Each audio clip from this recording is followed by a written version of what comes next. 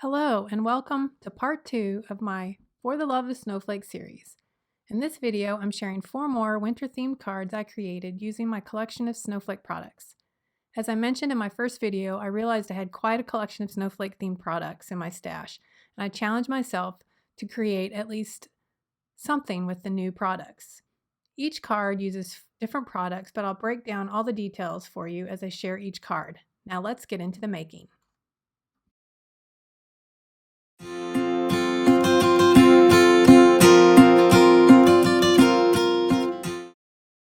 This first card uses the Hero Art Snowflake Swirls die, and I paired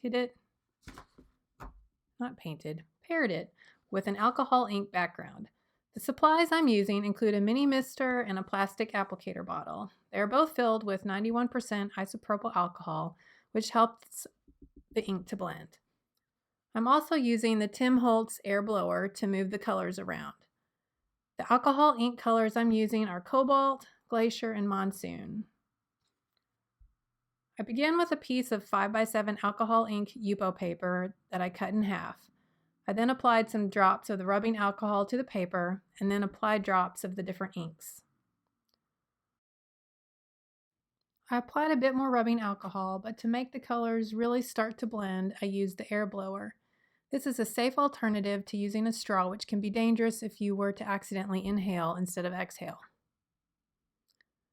I added more alcohol and then more ink and continued with creating the background.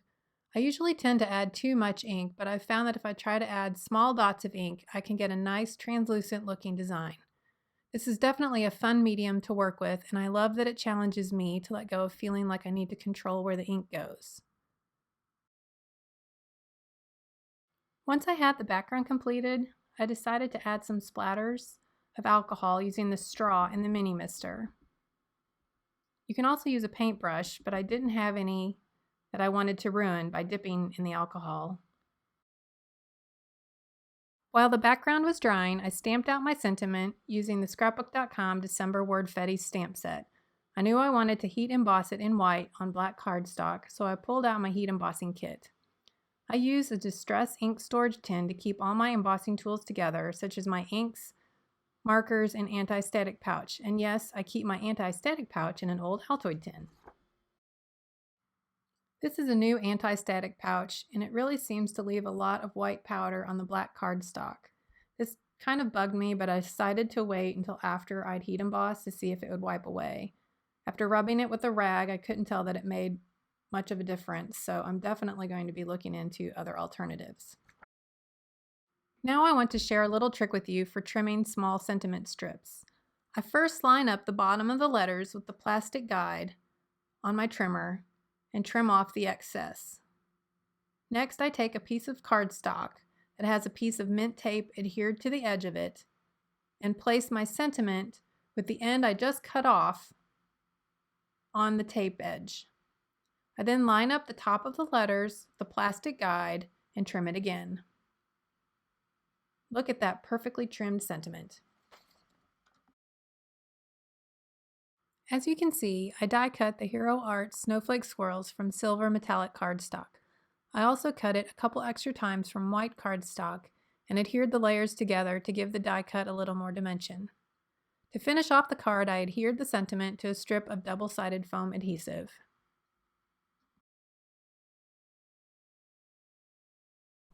This next set of cards uses the Holtz 3D Snowflake Impresslet. These dies actually emboss and die cut the paper all at the same time, leaving you with this gorgeous dimensional die cut. For the background on these cards, I dug through my stash of backgrounds and pulled out a few that I thought might work. I eventually settled on these 2 gel plate backgrounds I created using Distress Oxide inks and stencils. I have an IG video and blog post that shares this background technique, and I'll link it below. I'll also share the ink colors and stencils in my supply list. Next, I took the 3D snowflakes that I die cut from white cardstock and rubbed a bit of Sizzix Gold Luster Wax over one of the large and 2 of the small snowflakes.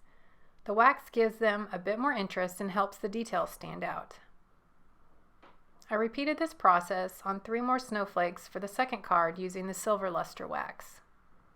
When working with the wax, I recommend giving it just a couple minutes to dry before you handle it, and to make sure you wash your hands after using it if you apply it with your fingers like I did. You could also apply it with a rag or paper towel if you don't want to get your hands dirty. To add some layers, I picked a pink and a blue paper from the scrapbook.com peppermint and rainbow slimline paper pads. I also used a gold and silver metallic cardstock as a layer as well. These cards are what I would call a mini slimline since their finished size is 3.5 by 7.25 inches. Once the layers were all adhered, I attached the snowflake die cuts using double-sided foam squares to give them a little bit of dimension. I used the Hero Arts message strip stamp set for the sentiment. I used the paper that I trimmed off from the base layers and heat embossed the sentiments.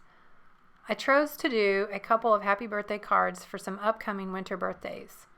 I heat embossed and trimmed the sentiment as I described in my first card. I then repeated the process for my second card. To finish off these cards, I adhered the sentiments using double-sided foam adhesive.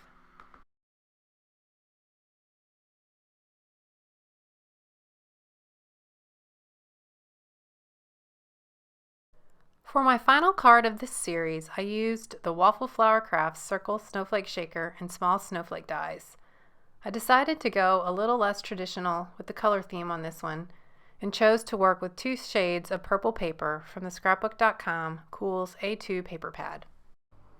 I began with the dark purple paper and added some stencil work to it using the scrapbook.com Snowflake stencil.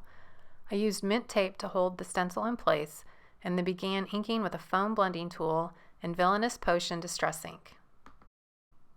When I lifted the stencil to see how things looked, I didn't like that I wasn't getting a clean edge from the stencil, so I switched over to a blending brush. I'm finding that I prefer these brushes over the foam blending tools when working with stencils. They seem to get the ink into the corners of the stencil and give you a more crisp image. For another layer of interest, I grabbed the Little Boxes stencil from scrapbook.com and added more ink blending. This time I used Villainous Potion Distress Oxide. Isn't it cool how the 2 different inks look totally different on the same piece of paper? You also might notice that I'm using the blending tool again. That's because I only have 1 set of blending brushes, and right now they are only being used with my distress inks, since I don't want to mix the inks. I'm pretty sure another set just for my distress oxides are in my near future. Once I had the background completed, I adhered the outline die to create a window on the front panel, and I used mint tape to hold it in place as I ran it through my die cutting machine. I then trimmed this piece of paper down to 4 by 5.25 inches. Next, I adhered a piece of acetate to the back side of the card front using double-sided adhesive tape.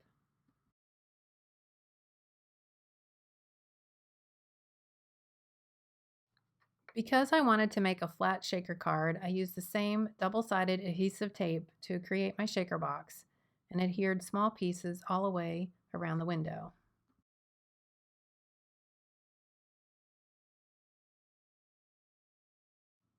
I used a mix of sequins from the Sizzix Festive and Lavender Dust sequins and beads packs to fill the shaker box. I poured them out onto the window piece first to get a feel for how they were filling the space. Once I had enough sequins, I dumped them over onto the background paper. I prefer to lay the window piece on top when creating shaker cards. I then peeled off the sections of the adhesive liner and adhered the window piece to the card back. I then removed the rest of the adhesive liner and the shaker box was complete. How fun is that shaker? Now it's time to add some embellishments. For this, I die cut the circle snowflake shaker piece and some snowflakes from white cardstock. I then adhered the frame to the front of the shaker window.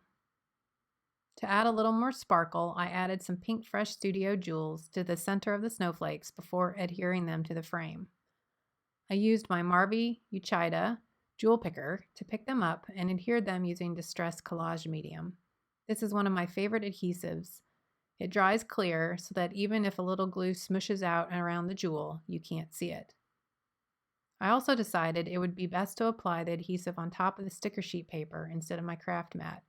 Who likes glue all over their craft mat? Not me. I then adhered the snowflakes using scrapbook.com small foam squares. For the sentiment, I used a stamp from the Tim Holtz Cozy Christmas stamp set. I just trimmed it down to fit the space I had on my card and then adhered it using scrapbook.com double-sided foam tape. I then decided to add one more snowflake to finish it off. Thanks so much for watching, and I hope these projects inspire you to pull out your collection of crafty supplies and start making. If you don't know, there is a For the Love of Snowflakes Part 1, so make sure you check out that one if you missed it. Until next time, I'd love for you to subscribe to my channel so that YouTube lets me do more things to make sharing with you even more fun. And after you subscribe, make sure to turn on notifications so you don't miss when I share my next video. Thanks again and happy crafting!